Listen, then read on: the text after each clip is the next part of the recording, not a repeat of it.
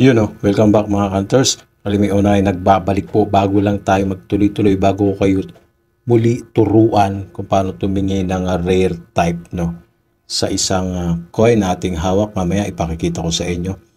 Ipasisilip ko lang muna sa inyo itong aking mga transaction nitong mga nakalipas na araw. Yan, ipapashipping ko itong mga to para makita naman ninyo, lalong-lalo yung mga baguhan dyan na nagsasabi lagi na scam daw. Alam nyo, karamihan nagsasabi ng mga yan yung mga wala po talagang alam sa numismatics or sa coin collecting. Sila yung madalas na nagsabi na scam, hindi totoo yan. Naintindihan ko kasi hindi nila alam kaya lagi ko sinasabi na kapag manunood kayo ng mga gantong content about sa mga barya, about sa mga collectibles, pakinggan nyo muna. Makinig po muna kayo. At meron naman talagang mga coin vlogger na peke, for views lang. Malalaman ninyo yan, kung halimbawa ang bilis sa isang barya, common na barya, ay sobrang mahal.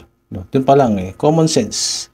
Lalo na pag alam nyo na common lang yan, ba't bibili lang mahal? So, ibig sabihin, hindi yung totoo. Dito sa Calimay, binibigay natin yung mga tamang impormasyon, mga tamang presyo ng mga barya na pwedeng bilhin, at yung mga pwedeng i-collect, mga error coins. Yan po ang ating page. Ganon din sa ating YouTube channel. Kaya't palagi kong sinasabi, pag dito kayo palagi manunood, meron po kayong matututunan. Lalong-lalo na sa mga variation. At yung mga taon na dapat hanapin sa mga BSP series coins para makakabuo kayo ng series. Maraming series, mga ka-hunters.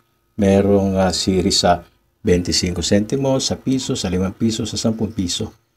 Yung apat pa lang na denomination na yan, mahihirapan na kayong buuin Kaya't bago mag-comment na meron ako niyan, marami ako niyan. Hindi pa napapanood yung video, sasabihin na marami ako niyan. Common lang yan.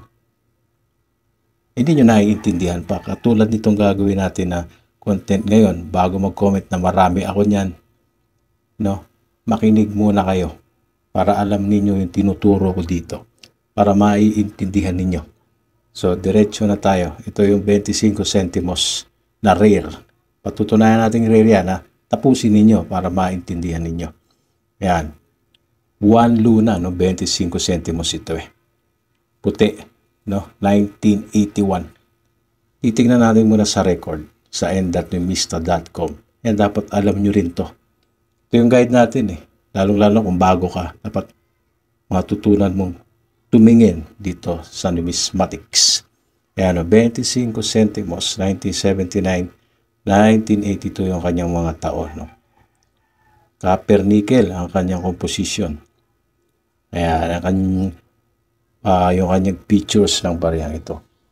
Lagi kong sinasabi, pag may gustong malaman, punta lang sa Numista. At dito sa bandang ibaba, lalabas dyan yung mga taon niya. Yan, yung mga variation niya. Sabi ko, 1981 itong ating hawak. At yan, ang record nila dito, tatlong klase. Isang 1981 BSP, yan yung common. Marami yan. At merong 1981 din, FM proof. Ang baba, 1,795 lang pieces yung ginawa. At yung 1981 FM na special uncirculated, 0% lang. Ibig sabihin, mas konti yan kumpara dito sa 0.8% na 1795 pieces.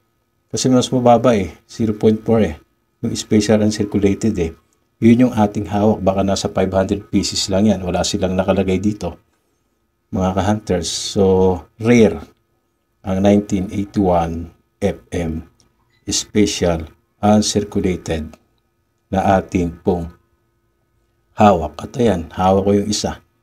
Kaya tinuturo ko sa inyo kasi baka naligaw sa inyo yung isa niyan. Hindi nyo alam, nandyan lang. Ayan siya. Ayan yung kanyang obverse. Andyan yung portrait ni Juan Luna. Tapos yung pangalan niya, yung value. Andyan. Sa reverse, tignan natin. Kasi dito natin sa reverse, makikita yung katibayan na ito ay rare. Katulad din ng mga nauna natin, yung 5 centimos at yung 10 centimos, Franklin Mint po ang mga yung kagaya rin ito. Sa reverse nyo makikita, siyempre tignan yung taon, 1981. at yung initial na letter F and M, meaning Franklin Mint. Kuha tayo ng ballpen para maituturo ko sa inyo yung initial na FM. Yan. So, focus kayo. Huwag nyo skip yung video para makuha nyo. Ayan, katabi ng star. Maliit lang siya, pero kung malinaw mata nyo, kitang-kita niyan. May star sa kabila at meron din star sa kabila, katabing-katabi. Yan. Letter FN. M po yan. Franklin Mint. Ginawa sa USA. Ayan po yan. So, kung meron kayong ganyan, gusto nyo tingnan yung mga wanlunan nyo, compare nyo. Kung merong tulad nito. Pero pag wala, common yun. BSP type lang yun. Or yung kahit yung proof lang mahirap na pong hanapin no? So, kung marami kayong mga old coins, check nyo agad para matutunan ninyo. Ayan po ang ating impormasyon ngayon. Mga hunters, pa-share po ng ating video at pag-aralan nyo mabuti yung mga tinuturo ko sa inyo. Diyan mag-uumpisa yan yung interest ninyo sa pagiging isang coin collector at numismatics. Ayan So maraming salamat. Out muna tayo. Masamantala. God bless.